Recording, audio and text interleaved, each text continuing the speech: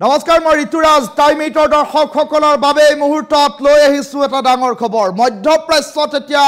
যুদ্ধবিৰতি অব্যাহত আছে আৰু তাৰ মাজতে দেখিবলৈ পোৱা গৈছে ইৰাণৰ সৰ্বোচ্চ নেতা আয়াতুল্লাহ আলী খেমেনিয়ে এতিয়া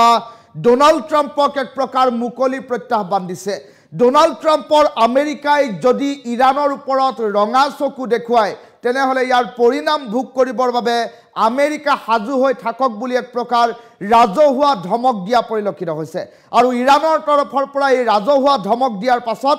আমেৰিকা পৰিছে চিন্তাত ডাঙৰ খবৰটো টাইম 8 দৰ্শকসকলক এই মুহূৰ্তত জনাইছো ৱাৰ ব্ৰেকিংৰ জৰিয়তে যুদ্ধবিৰতিৰ মাজতে পুনৰ ট্ৰাম্পক ধমক দিলে এতিয়া আয়াতুল্লাহ আলী খেমেনিয়ে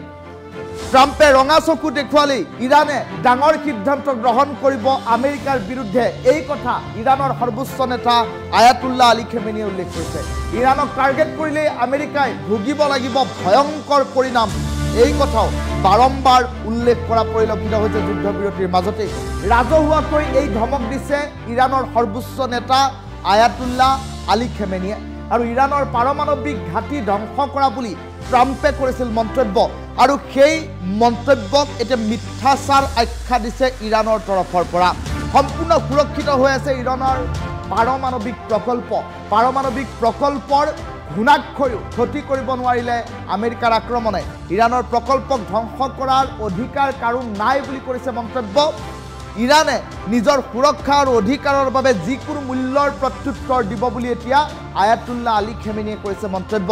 ইচ্ছা কৰিলে আমেৰিকাৰ প্ৰতিটো সামৰিক ঘাটি ধ্বংস কৰিব পাৰে ইৰাণে এনে এক মুকলি প্ৰত্যাহ্বানো ইৰাণৰ তৰফৰ পৰা দিয়া হৈছে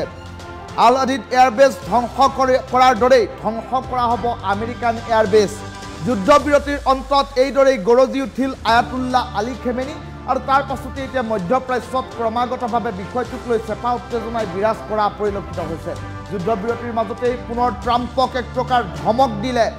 আয়াতুল্লাহ আলী খেমেনিয়ে ট্ৰাম্পে ৰঙা চকু দেখুৱালেই ইৰাণে আমেৰিকাৰ বিৰুদ্ধেও যে ভয়ংকৰ ব্যৱস্থা কাৰ্যপন্থা হাতত ল'ব পাৰে সেয়া এক প্ৰকাৰ ধুৰুপ হৈ পৰিছে আৰু ইৰাণক টাৰ্গেট কৰিলেই আমেৰিকাই ভুগিব লাগিব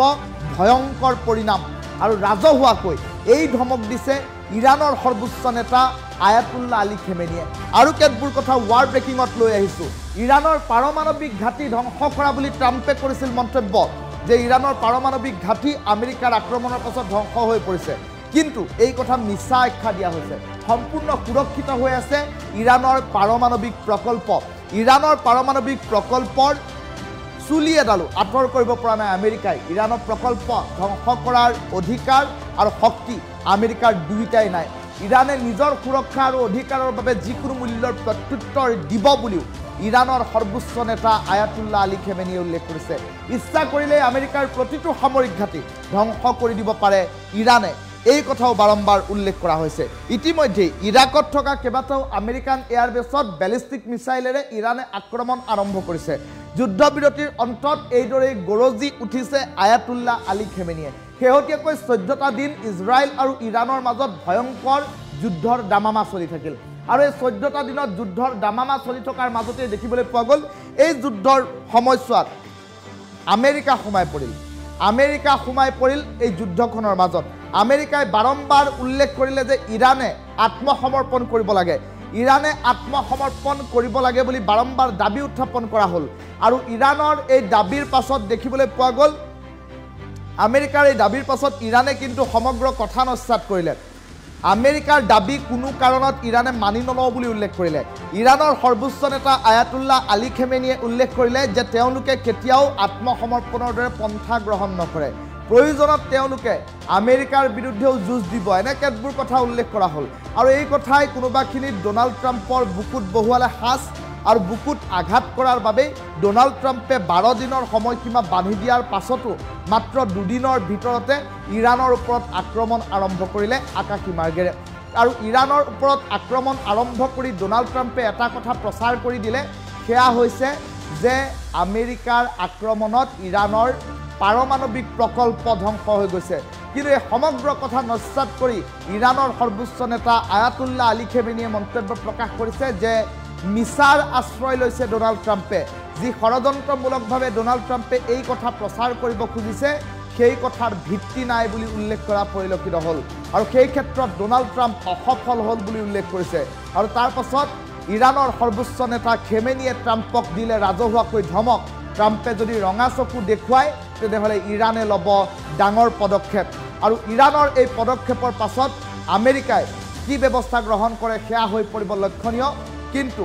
আমেৰিকাৰ আক্ৰমণত যে ইৰাণৰ পাৰমাণৱিক প্ৰকল্পৰ চুলি এডালো হেৰফেৰ হোৱা নাই সেই কথা বাৰম্বাৰ উল্লেখ কৰা পৰিলক্ষিত হ'ল আৰু সমান্তৰালকৈ ডোনাল্ড ট্ৰাম্পে কৰা দাবীক নস্যাৎ কৰি এতিয়া আয়াতুল্লাহ খেমেনিয়ে উল্লেখ কৰিলে